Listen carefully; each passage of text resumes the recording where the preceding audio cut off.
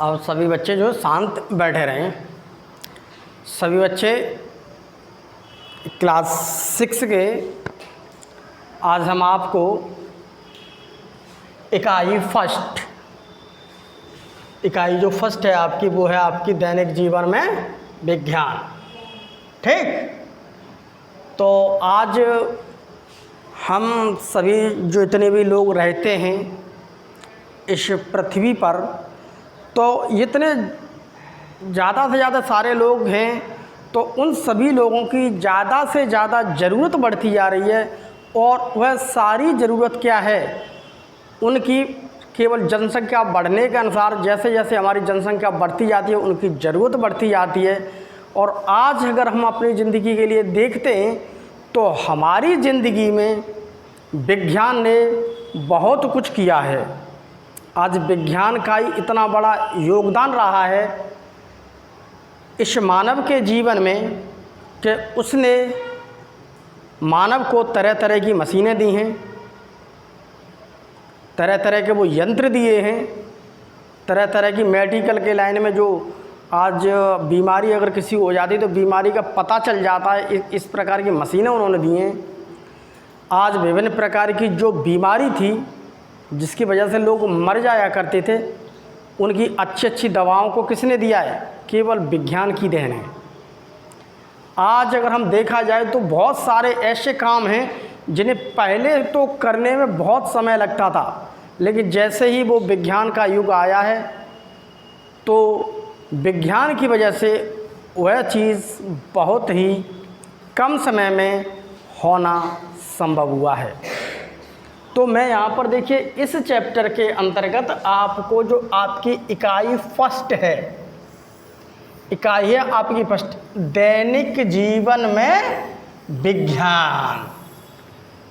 तो दैनिक जीवन में जो विज्ञान है आपकी, उस दैनिक जीवन के विज्ञान में आज हम आपको इसी के रूप में थोड़ी विस्तृत रूप से चर्चा करेंगे और अच्छी तरह से हम ये समझेंगे कि विज्ञान ने कैसे हमारे जीवन को बदला है, कैसे हमारे जीवन में बहुत बड़े बड़े बदलाव आए हैं, कैसे हमारा जीवन पहले बहुत ज़्यादा कष्टमय हुआ करता था, आज विज्ञान की बदौलत वह हमारा जीवन बहुत सरल हो चुका है, बहुत आसान हो चुका है। तो आज विज्ञान की सब कुछ देन है जिसकी वजह से हमें बहुत आनंद मिलता है। आज विज्ञान की ही वो देन है जिसमें हम घर बैठे किसी न किसी व्यक्ति से दूर बैठा हुआ जो व्यक्ति है उसे वीडियो कॉल पर बात कर सकते हैं, फ़ोन पे बात कर सकते हैं। तो ये सारी चीज़ का है, आज का समय अगर देखा जाए तो वो एक विज्ञान का युग है। यही सारी चीज़ आज हमारे इस चैप्टर में मिलेंगी, ठीक, जिसका नाम है विज्ञान भारती। तो सभी बच्चे अपनी अपनी जो किताबें हैं उस किताब के पहले पेज को खोल लें और बहुत शांत बैठे रहें और जो भी कुछ मैं बातें बोल रहा हूँ उस बात को बड़े ध्यान से सुनें। और ध्यान से सुनने के बाद आप जब विद्यालय से अपने घर जाएंगे तो इस चैप्टर को एक बार नहीं, कम से कम 3 बार, 4 बार, 5 बार पढ़ेंगे। जितनी बार आप अधिक पढ़ते जाओगे आपकी समझ में विज्ञान आती जाएगी। अगर आप घर नहीं पढ़ोगे तो तुम्हारी समझ में कुछ नहीं आएगा, क्योंकि विज्ञान या कोई भी चीज़ अध्यापक पढ़ाता है तो उसे बार बार घर पर दोहराना पड़ता है। जब तक आप नहीं दोहराएंगे तब तक आपकी कुछ समझ में नहीं आएगा, तो तब तक आपकी कुछ समझ में नहीं आएगा। तो थोड़ा हम आगे अब देखते हैं। तो जैसे जैसे हम देखते हैं, हम पढ़ते जाते हैं, तो हमें देखिए सबसे पहले हमारे इस दैनिक जीवन में, जो हमारा दैनिक जीवन का मतलब होता है हमारी डेली लाइफ, हमारी डेली लाइफ, ठीक। तो हमारे दैनिक जीवन में विज्ञान का बहुत योग है। अगर दैनिक जीवन की बात करते हैं तो वाहन पर भी दैनिक रोजाना व्यक्ति वाहन पर जाता है। कोई ड्यूटी के साइकिल पर जा रहा है, कोई मोटरसाइकिल पर जा रहा है, कोई कार में जा रहा है, कोई बसों में जा रहा है, कोई एसी में रोजाना सोता है, कोई पंखे में सोता है, कोई कूलर में सोता है। सारे व्यक्तियों में ज़्यादातर कोई ही ऐसा व्यक्ति हो जो फ़ोन पर ना बात करता हो, बाकी रोज़ाना कोई न कोई व्यक्ति फ़ोन पर अवश्य बात करता है, टेलीविज़न अवश्य देखते हैं लोग।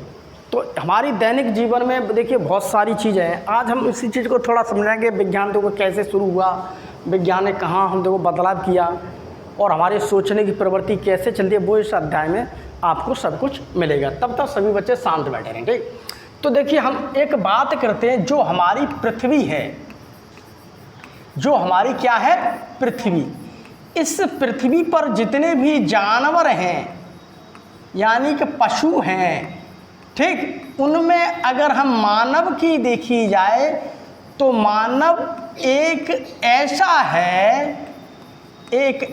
है जिसका दिमाग, ठीक है, जिसका दिमाग आज सबसे अधिक क्या है, जिसका दिमाग आज सबसे अधिक क्या है विकसित,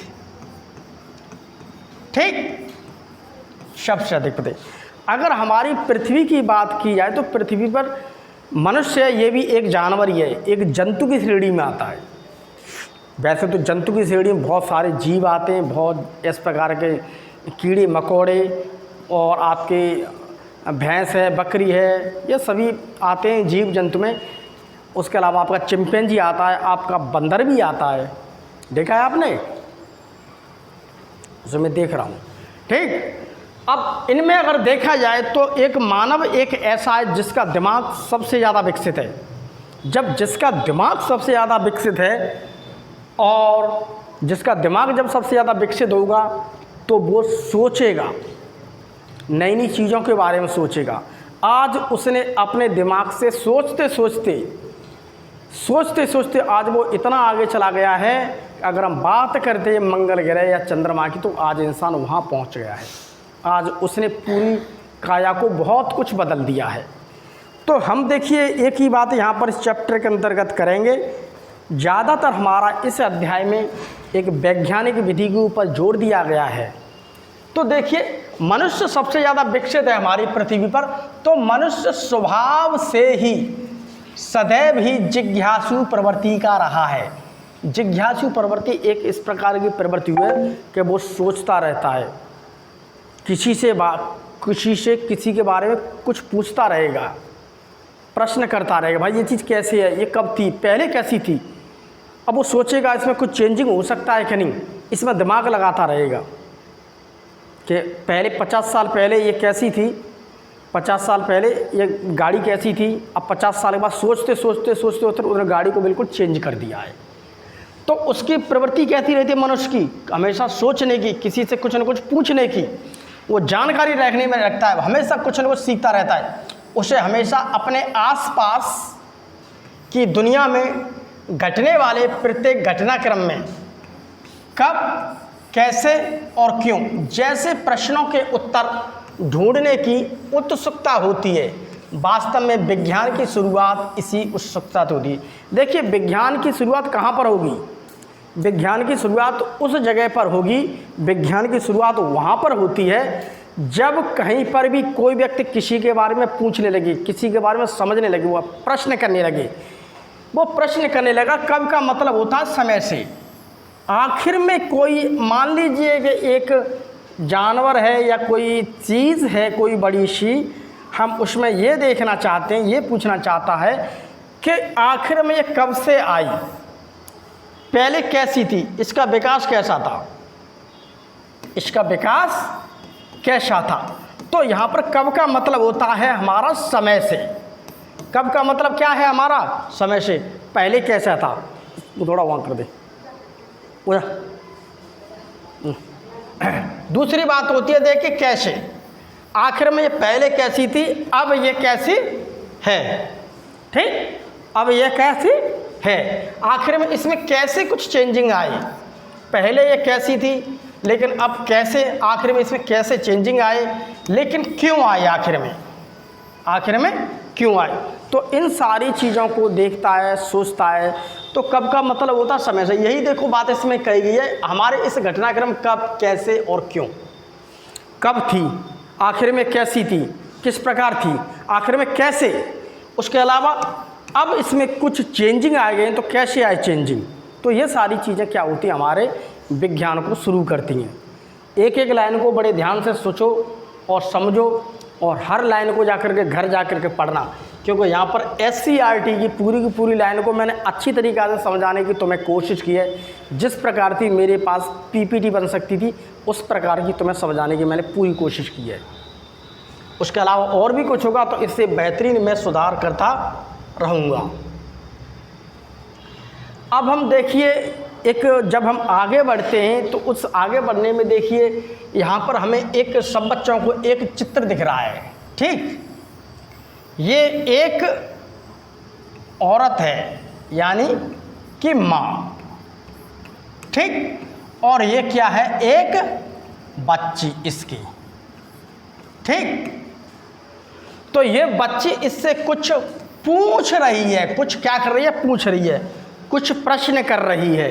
ये क्या कर रही है, इससे कुछ प्रश्न कर रही है, क्या कर रही है, कुछ प्रश्न कर रही है, ठीक।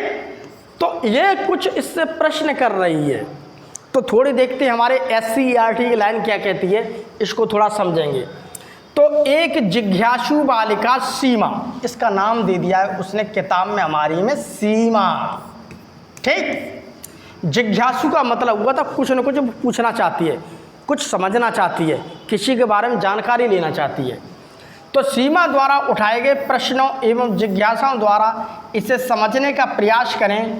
सीमा कभी अपनी माँ से पूछती है, ये सीमा है और अपनी माँ से पूछ रही है, कोई भी चीज़ ऊपर फेंकने या ऊपर से छोड़ने के बाद ज़मीन पर क्यों गिर जाती है।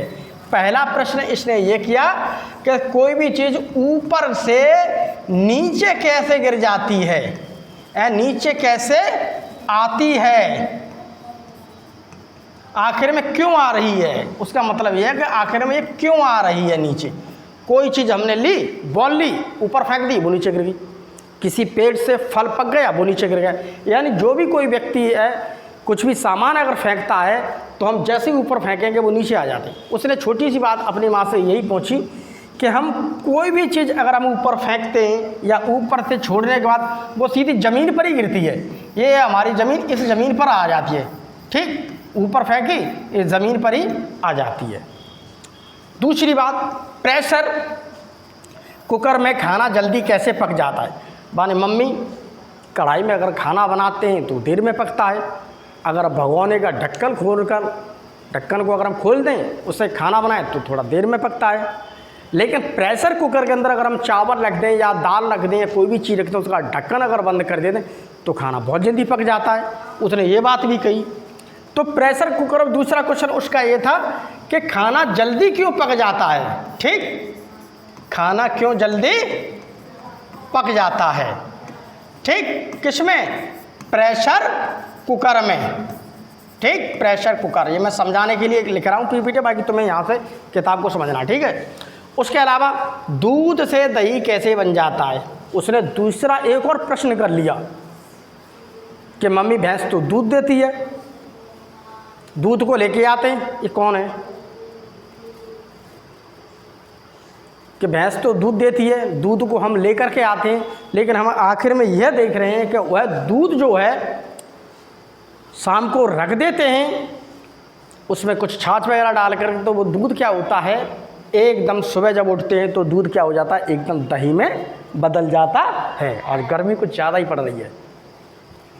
तो दूध में उसने कहा दूध से दही कैसे बन जाता है, तीसरा प्रश्न, ठीक। फिर उसका अगला प्रश्न है, फ्रिज में सामान ठंडा कैसे रहता है।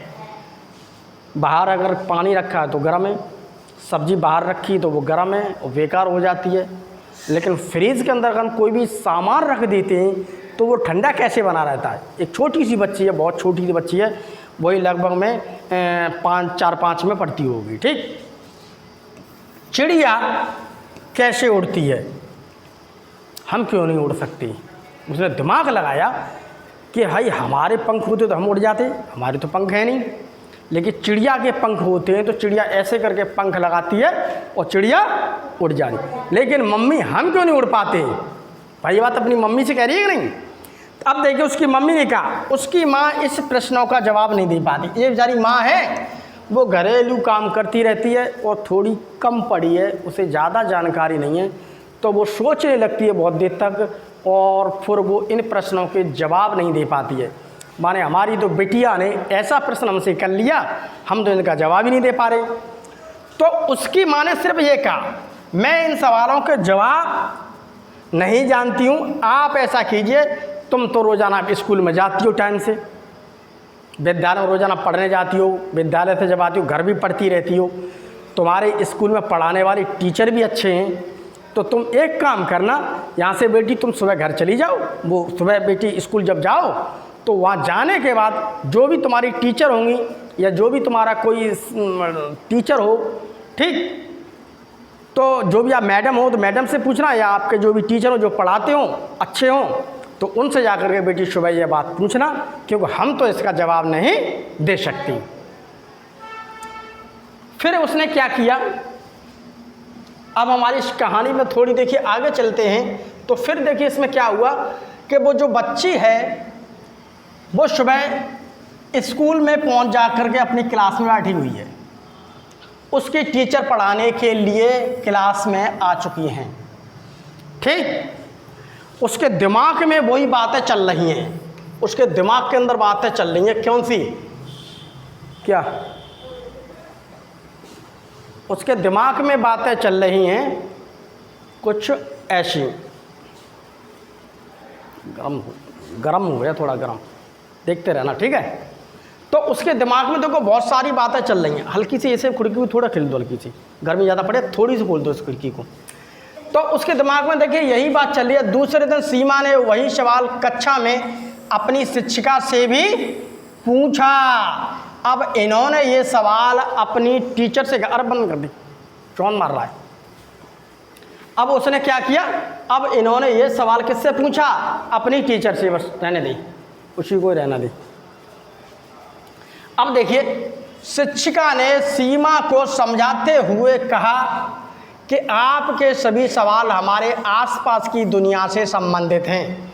उसने कहा कि बेटी जो आपने सवाल किए हैं बच्चों, वो सवाल अच्छे हैं, ये सारे सवाल हमारी आसपास की जो दुनिया है केवल उसी से ही संबंधित हैं, ठीक, उससे संबंधित हैं। मनुष्य में हर चीज़ को जानने और समझने की उत्सुकता होती है। यह उत्सुकता देखने, छूने, सूंघने, स्वाद चखने या सुनने के कारण होती है। मनुष्य के अंदर कुछ न कुछ इस प्रकार के सेंस होते हैं, उसमें ये जानकारी, किसी चीज़ को अगर वो देखेगा तो देखने से भी उसे जानकारी मिलती है बहुत ज़्यादा। देखने के लिए जाओगे तो देखने के लिए उसे, आँखों का काम क्या है, केवल देखना, देखने से वो बहुत सारी चीज़ों को देखता है कि इसमें इतना अंतर है, इसमें इतना अंतर है, इसमें इतना अंतर है, तो देखने से भी बहुत सारी चीज़ों को देखता है, उसमें हर चीज़ के अंदर अंतर दिख रहा है। दूसरी बात, छूने से किसी भी चीज़ है, अगर आप तुम्हारी आँखें बंद कर ली जाएँ, आँखें बंद करने के बाद और तुम्हारा हाथ अगर किसी सांप के ऊपर रख दिया जाए जो सर्प होता है, तो तुम अपने आप ऑटोमेटिक बता दो कि वो सर्प है और तुरंत हाथ को हटा दोगे। उसके अलावा किसी गर्म छड़ के ऊपर रख जाए तो तुरंत टालोगे। तो वहाँ पर क्या हुआ है, वहाँ छूने से हुआ। सूंघने से तुम्हारा सब कुछ बंद कर दिया है, केवल नाक को खोल दिया जाए तो नाक से मालूम है क्या होगा, कहीं पर अच्छी खुशबू आ रही है तुम बता दोगे ये गुलाब की है या चमेली की है या उसकी है। अगर कहीं बदबू आ रही है तो तुम बता दो कि यहाँ तो बहुत बुरी बदबू आ रही है, बहुत कम बेकार है, यहाँ तो सही नहीं है। तो हर प्रकार की चीज़ें में ऐसा होता है, हमारे जो संवेदी अंग हैं उनसे हम करते हैं।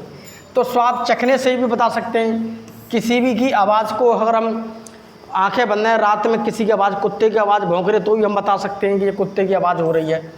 तो इन सारी चीज़ों को क्या है, इस सारी उत्सुकता के कारण ही हमारे मन में तरह तरह के सवाल उठते रहते हैं। या कुत्ता क्यों भौंक रहा है, कुत्ता रात में क्यों रो रहा है, बिल्ली क्यों रो रही है, बिल्ली कहाँ जा रही है, सारे देखो सवाल आते रहते हैं उसके दिमाग में, कहाँ जा रही है, क्या करिए, कहीं हमारा दूध तो नहीं खराब करी, कहीं हमारी रोटी तो नहीं खराब करी, इसे भगा दो, मार दो, तमाम बातें, ठीक है।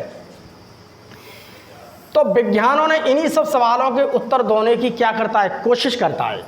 सीमा ने कहा ठीक है, लेकिन विज्ञान कैसे इन सवालों का उत्तर देता है। अब देखो, शिक्षिका बोली, यह जानने के लिए हमें यह समझना होगा कि वैज्ञानिक किस तरह कार्य करते हैं। अगर हमें किसी भी चीज़ का जवाब देना है तो सबसे पहले जो वैज्ञानिक होते हैं, वैज्ञानिक किसी भी चीज़ को समझने का प्रयास करते हैं, उसका जवाब देने का काम करते हैं। सबसे पहले किसी चीज़ को वो समझेंगे, फिर उस चीज़ को लिखेंगे, उसके ऊपर मंथन करेंगे, उससे रिलेटेड जितने भी प्रयोग हैं सारे प्रयोग करेंगे।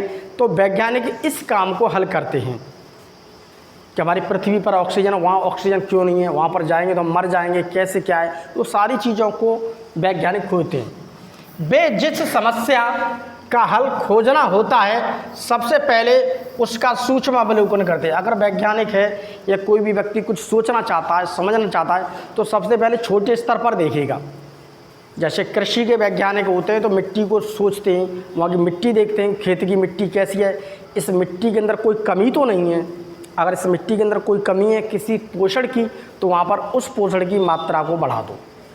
तो ये सारी चीज़ें क्या होता है, यहाँ पर वैज्ञानिक इसका अवलोकन करते हैं, उससे संबंधित सभी जानकारियाँ एकत्रित करते हैं।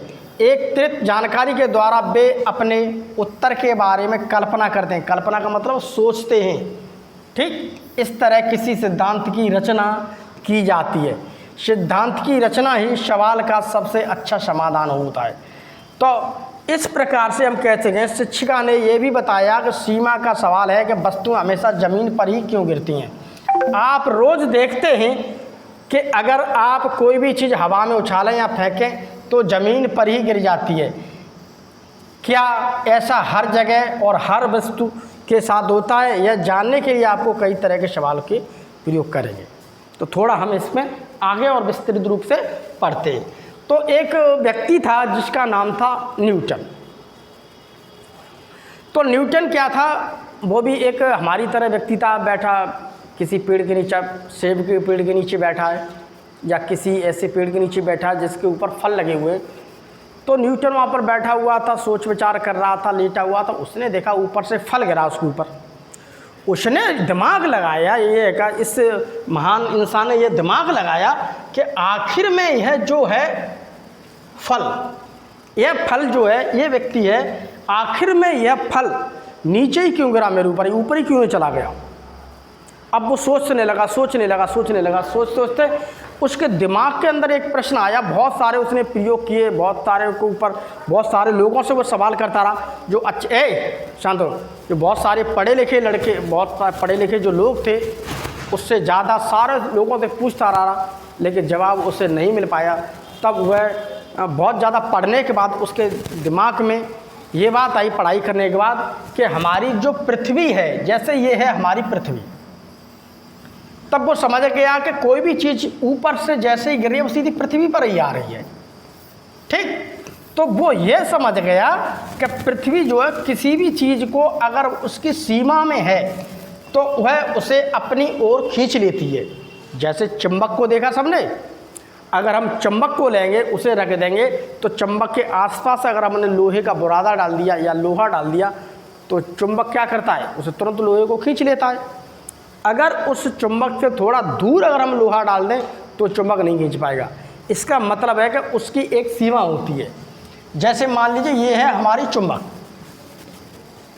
अगर हम इतने बीच में कुछ लोहा डाल दें तो यह चुंबक अपनी तरफ खींच लेगा, ठीक। अगर यहाँ की जगह अगर हम यहाँ डाल दें दूरी पर, इससे थोड़ा दूर डाल दें, तो यह चुंबक क्या होगा, इसे खींच नहीं पाएगा, ठीक। इसी प्रकार से पृथ्वी का भी काम है। पृथ्वी पर हम लोग रहते हैं तो पृथ्वी की एक निश्चित सीमा होती है। अगर उस सीमा में कोई भी चीज़ है तो पृथ्वी के ऊपर ही सीधी आके गिरेगी, ठीक। जैसे ऊपर हवाई जहाज उड़ रहे हैं, अगर हवाई जहाज सही रेंज में उड़ रहे हैं और वो टूटता है तो पृथ्वी पर आएगा। अगर वो रेंज से बहुत ज़्यादा बाहर निकल गया और ख़राब हुआ तो उधर ही चला जाता अंतरिक्ष में। तो ठीक इसी प्रकार से देखिए आदमी है, ये देखिए प्लेन है, गिरेगा इसी पृथ्वी पर गिरेगा, ठीक है। ये देखिए सभी इंसान हैं। तो ये देखिए हमारी एक क्या है, पृथ्वी। तो उसने ये लगा लिया कि पृथ्वी भी चुंबक की तरह, यानी कि जो पृथ्वी है हमारी पृथ्वी भी चुंबक की तरह सारी वस्तुओं को अपनी तरफ खींचती है। अपनी तरफ क्या लगाती है? वो एक बल लगाती है। तो इसका मतलब ये हुआ आखिर में वो कौन सा बल है? तो उस बल को कहते हैं गुरुत्वाकर्षण बल। थोड़ा देखो समझ लेते हैं। अगर कोई भी वस्तु, जैसे फूल है, मेरी बात समझिए, पत्थर है, ये सब तुम्हारी SCERT के बुक्स में लिखा हुआ तुम्हारा सब कुछ, सरकारी बुक्स है ना तुम्हारी, सब खोल लो। उस सरकारी किताब में तुम्हारी में सब कुछ एक एक लाइन लिखी हुई है। जैसे सिक्के, कपड़े, किसी भी चीज़ को जहाँ इच्छा हो वहाँ से गिरा दो, वो आपका ज़मीन पर ही गिरेगा, वो आपका ज़मीन पर ही गिरेगा। ये चित्र नहीं है तुम्हारी किताब में, ये मैंने PPT में लगाया है, ठीक है। इसे देखकर महान वैज्ञानिक सर आइजैक न्यूटन, ये देखिए नाम लिखा हुआ सर आइजैक न्यूटन, ये महान वैज्ञानिक हैं विदेश के। तो इन्होंने यह निष्कर्ष निकाला पृथ्वी हर वस्तु को एक बल लगाकर अपनी तरफ खींचती है। उसने दिमाग लगाया कि पृथ्वी भी एक चुंबक की तरह काम करती है भैया, वो हर वस्तु को अपनी तरफ खींचती है। समझ में आया कि नहीं? तो वो समझ आया कि पृथ्वी भी क्या होती है, अपना एक बल लगाती है और सारी चीज़ को अपनी तरफ खींचती है। और इस बल को हम क्या कहते हैं? गुरुत्वाकर्षण बल। ठीक, इस बल को हम क्या कहते हैं? गुरुत्वाकर्षण बल, यानी कि ग्रेविटी फोर्स। वो सबको अपनी तरफ खींच रही है, इसे कहते हैं गुरुत्वाकर्षण बल। तो ये सारी चीज़ों के बारे में उसकी मैडम ने सीमा से बताया, तो सीमा थोड़ी थोड़ी खुश हो गई। सीमा आखिर में यह जानेगी कि पृथ्वी सारी चीज़ को अपनी तरफ खींचती है, यानी कि एक फोर्स लगाती है, एक बल लगाती है, और जिसे कहते हैं गुरुत्वाकर्षण बल। ठीक, इतना देखो वो समझ गई। अब हम थोड़ा हल्का सा आगे बढ़ते हैं, और मैं अभी थोड़ी देर 25, 35, 40 मिनट का लेक्चर होगा, अभी ख़त्म करता हूँ। ठीक, अभी लो। अब हम देखो थोड़ा आगे बढ़ते हैं। ये सारी चीज़ें हमारी बुक्स के अंदर लिखी हुई हैं, आप देख लेना और घर जाके पढ़ना। यहाँ किताबों को तो देख ही रहे, घर जाके आपको सबको पढ़ना है बार बार, ठीक है। शिक्षिका सीमा के उत्साह को देखकर बोली कि ज़्यादातर उत्तर सरल ही होते हैं। आप किसी भी कठिन से कठिन चीज़ है, अगर उसके पीछे पड़ जाएं तो वो चीज़ तुम्हें सरल लगने लगती है। आज अगर तुम बच्चे जितने पढ़ते हैं, कोई बच्चा कहता है उसे हिंदी पढ़ना नहीं आता, उसे ABCD पढ़ना नहीं आता, कोई बच्चा कहता विज्ञान सर हमारी समझ में नहीं आ रहा है। अगर उस विज्ञान को मैं यहाँ एक बार पढ़ा रहा हूँ और उसे जाके आप 10 बार पढ़ोगे तो वो तुम्हें समझ में आने लगेगी। बाकी यहाँ से गए, कोई कंचा खेल रहा है, कोई TV देख रहा है, कोई बकरियाँ चुगाने के लिए चला जाता है, तो उसकी समझ में कुछ नहीं आएगा। कोई बच्चों के साथ जाके खेलें तो ऐसा कुछ नहीं, केवल तुम्हें अपना पढ़ना है, अपनी पढ़ाई पर ध्यान देना है। आप जितने से ज़्यादा किसी भी चीज़ के पीछे पड़ जाओगे तो वो चीज़ एकदम सरल हो जाएगी ऑटोमेटिक। तो इस प्रकार से क्या होता है, उनके उत्तर क्या से होते हैं? सरल, लेकिन उसकी थ्योरी सिद्धांत क्या है? थोड़े कठिन होते हैं। अब हम थोड़ा यहाँ पर ये जान देते हैं कि वैज्ञानिक विधि के चरण कौन से हैं। वैज्ञानिक लोग अपना काम, तो वैज्ञानिक का देखो सबसे पहले अपना काम होता है, ये हमारी किताब के अंदर एक सीक्वेंस दे रखा है SCERT के बुक्स में। पहले नंबर पे है, दूसरे पे है, तीसरे पे है। ठीक, उसी प्रकार से मैं बता रहा हूँ तुम्हें। तो पहला काम होता है जिज्ञासा करना। विज्ञान या कोई विद्वान व्यक्ति है तो उसका पहला काम यह जिज्ञासा, यानी कि प्रश्न पूछना। किसी बारे प्रश्न पूछा है कि भैया ये पहले ऐसी कैसी थी, आखिर में इसमें कैसे है, ये क्यों चिड़िया उड़ रही है, ये क्यों गिर रहा है, तो उसे प्रश्न पूछता है। प्रश्न किससे पूछेगा? जो उससे बड़ा होगा, उससे ज़्यादा पढ़ा लिखा लोग होगा, वो उससे प्रश्न पूछेगा, भैया आखिर में ये कैसी है। वो कहेगा मेरे पास सवाल का जवाब नहीं है, मैं तुम्हें ढूंढ के बताता हूँ। फिर दूसरे से पूछेगा, फिर तीसरे से पूछेगा। वो प्रश्न को अगर उस प्रश्न के पीछे पड़ गया तो उसे उसका जवाब जरूर मिल जाएगा कहीं न कहीं पर। फिर उस प्रश्न को पूछने का परिकल्पना का मतलब होता है उसका एक तरह से सोचना। ठीक, उसका क्या होता है? सोचना। ठीक, सोच विचार बहुत करनी है इसके ऊपर, बहुत ज़्यादा उसे सोच विचार करनी है। फिर उसके बाद उसकी क्या करेगा? परीक्षण, यानी कि हम उसकी क्या करेंगे? टेस्टिंग। सोचने के बाद अब इसकी टेस्टिंग कर लो, परीक्षण करो, बार बार प्रयोग करते रहो, बहुत प्रयोग करो, टेस्टिंग करो। भाई बिल्कुल सही बात है कि नहीं? उसके बाद निरीक्षण, उससे संबंधित वर्गीकरण, उससे अलग अलग प्रकार से अलग अलग करो, क्लासिफिकेशन करो, उसका बार बार निरीक्षण करते रहो, बार बार उसे चेक करो, फिर देखो। ठीक, उसी प्रकार से अब जो भी कुछ तुम काम कर रहे हो उसे ऐसे नहीं, उसे हर काम को स्टेप बाय स्टेप लिखते रहो धीमे धीमे।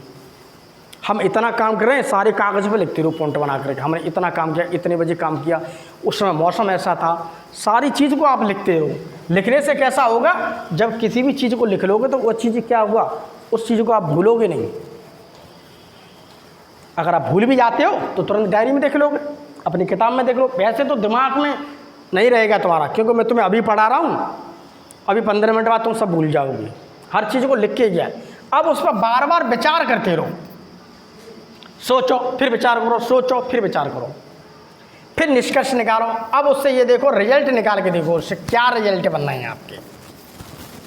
फिर उस जो रिजल्ट बनना है उससे अब आप प्रयोग करो, नए एक्सपेरिमेंट करो, नए नए। तो यही विज्ञानों का काम होता है। जो वैज्ञानिक लोग होते हैं वो इन्हीं सिद्धांतों के ऊपर, इन्हीं नियमों के ऊपर, इसी प्रकार से वो सारी चीज़ को लिखते हैं। उनके पास लिखते लिखते लिखते लिखते किताबें हो जाती हैं बहुत सारी, उन्हें सारे सवालों के जवाब मिलते हैं, क्योंकि वो दिन रात इसी काम में लगे रहते हैं। तो हम यहाँ पर देखें, थोड़ी ये बात भी कहेंगे। देखो, विज्ञान जो है, हमें विज्ञान को बड़ा ढंग से, सटीक ढंग से हमें पढ़ना है। और हम छोटे बच्चे हैं, सभी छोटे बच्चे हैं, इसलिए तुम्हें ज़्यादा से ज़्यादा दिमाग अपना विज्ञान पे लगाना है।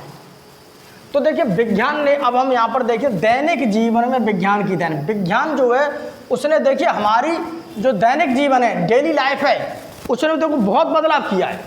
अगर हम कृषि के क्षेत्र में देखते हैं तो आज विज्ञान की सहायता से बहुत आसान काम हो जाता है। अगर इस ट्रैक्टर को गौर से देखिए, इस ट्रैक्टर से आप 50 बीघा खेत है, अगर आप इससे जोतेंगे तो 50 बीघा खेत जोतेंगे तो ये ज़्यादा से ज़्यादा होगा। तो उस खेत को, 50 बीघा खेत को क्या करेगा, ये 4 घंटे में, 5 घंटे में जोत देगा। ठीक। और अपने आप काम करोगे बैल लेके तो आपको हो सकता है कि आपको 5 दिन लग जाएं, 6 दिन लग जाएं, 7 दिन लग जाएं। तो इससे क्या हो गया, काम आसान हो गया। इससे देखो जुताई वाला काम कैसा हो गया, आसान हो गया। ये देखिए काम, ये बहुत आसान। अगर खेत काटने की बात करें तो इसने क्या कर दिया, काम को आसान। ये सब वैज्ञानिकों की देर है।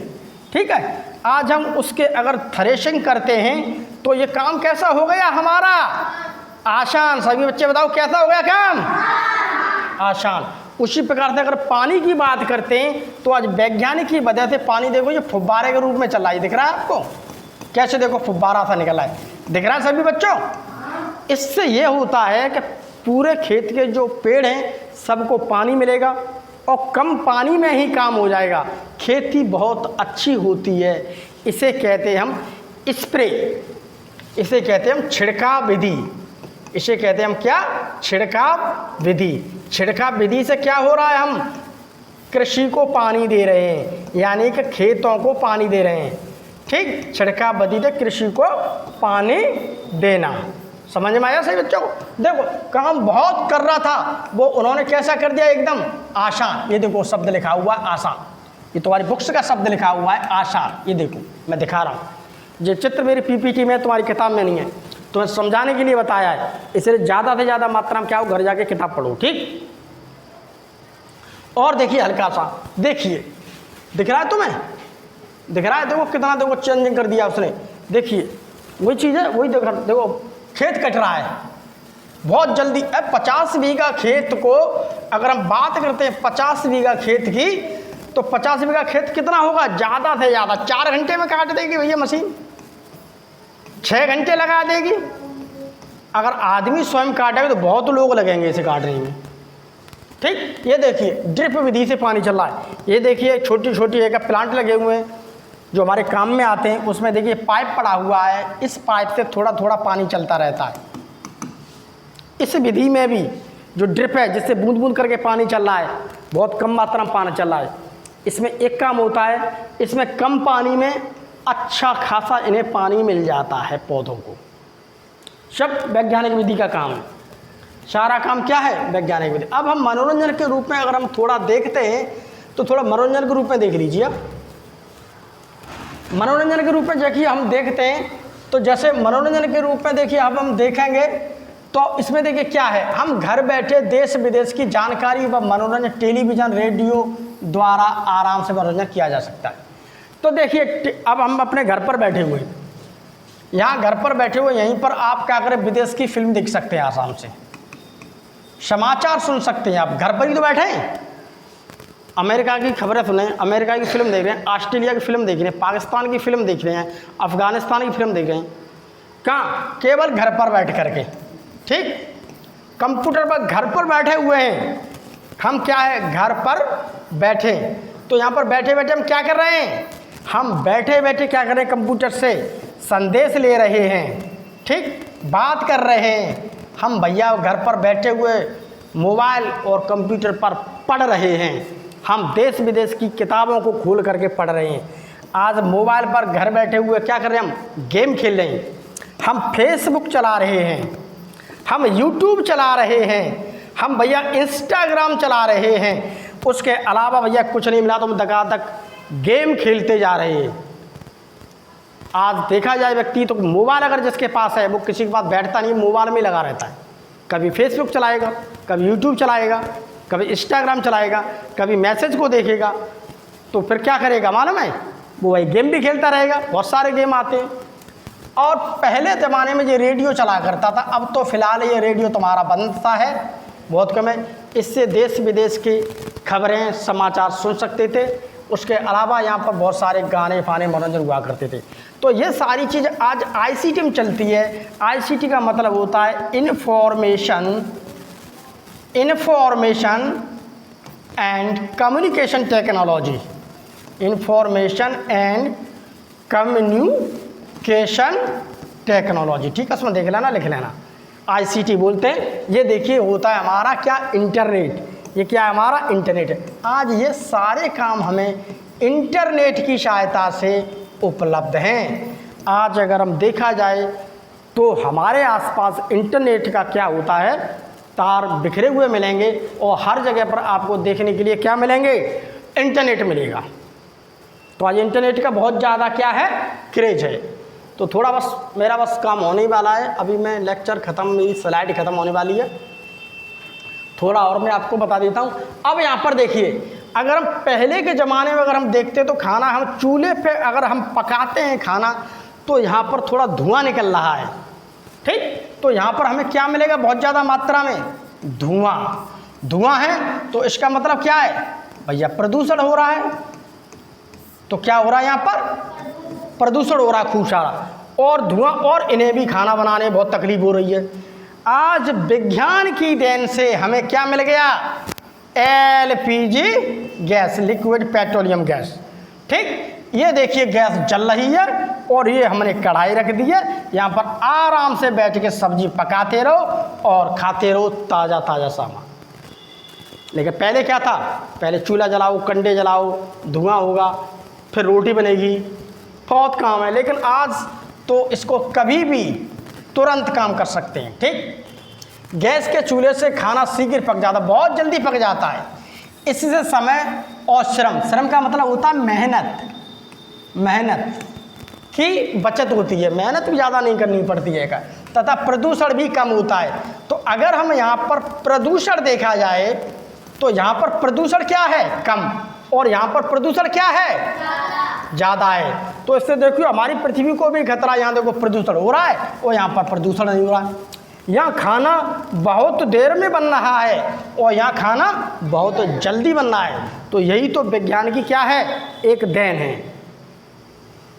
अब थोड़ा हम देखो और आगे देखते हैं। तो इसमें देखिए, यहाँ पर देखिए, अगर परिवहन के बारे में देखा जाए तो पहले किसी समय पर जब हमारे पास वाहन नहीं थे तो देखिए तांगों में चलते थे, ठीक। तो यहाँ पर समय अधिक लगता था, घोड़ा गाड़ी में भी चलते थे। आज गाड़ियाँ देखो, ये देखिए ट्रेन, देखिए ये देखिए ट्रेन, ये देखिए विभिन्न प्रकार की कारें, साइकिलों में भी देखो चेंजिंग मिलाए देखने के लिए, ठीक। और देखिए ये क्या है आपकी मेट्रो शायद, हाँ मेट्रो, ये क्या है तुम्हारी मेट्रो है। और ये क्या है भैया, हवा में उड़ते जाओ भैया, ठीक, एरोप्लेन है। और ये देखिए भैया क्या है, जब भैया बुलेट ट्रेन है, ये क्या है भैया, बुलेट। सभी बच्चे प्यार से देखो, बुलेट ट्रेन दिख रही है आपको, बहुत जल्दी पहुंचा देती है। आज देखिए मेट्रो ट्रेन भी आपको देखिए आगरा में, कानपुर में, लखनऊ में भी सब जगह पर मेट्रो ट्रेन स्टार्ट हो गई हैं। और एरोप्लेन भी बहुत ज़्यादा मात्रा में है, आप बहुत जल्दी पहुंच जाते हैं। तो यातायात के विभिन्न साधन जैसे रेलगाड़ी, कार, बस तथा वायुयान हैं, जिससे कोई भी यात्रा आसानी से कुछ ही समय में